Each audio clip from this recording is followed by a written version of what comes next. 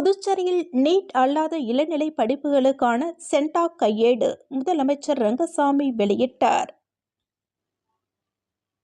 புதுச்சேரியில் பகல் வேளைகளில் கடும் வெயில் காரணமாக பொதுமக்கள் வெப்பத்தினால் தவித்து வந்த நிலையில் இரவு பெய்த திடீர் மழையினால் வெப்பம் தணிந்து குளிர்ச்சியான சூழல் நிலவி வருகிறது.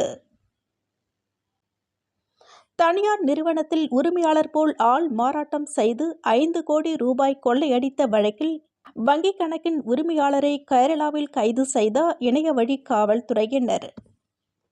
புதுச்சேரியில் நீட் அல்லாத இளநிலை படிப்புகளுக்கான பொறியியல், கலை, அறிவியல், சட்டம், விவசாயம் மற்றும் உயிரியல் சார்ந்த பாடப்பிரிவுகளுக்கு சென்டாக் இணையதளத்தில் மாணவர்கள் மே 12ஆம் தேதி முதல் வருகின்ற 31ஆம் தேதி வரை விண்ணப்பிக்கலாம் என்று அறிவிக்கப்பட்டுள்ளது.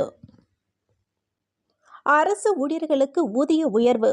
புதுச்சேரி அரசு பகுதி நேர ஊழியர்களுக்கு ஊதியம் 55% உயர்த்தி வழங்கப்படும் என்றும், உயர்த்தப்பட்ட ஊதியம் ஜனவரி 1ஆம் தேதியிலிருந்து கணக்கிட்டு வழங்கப்படும் என்று அறிவிப்பு.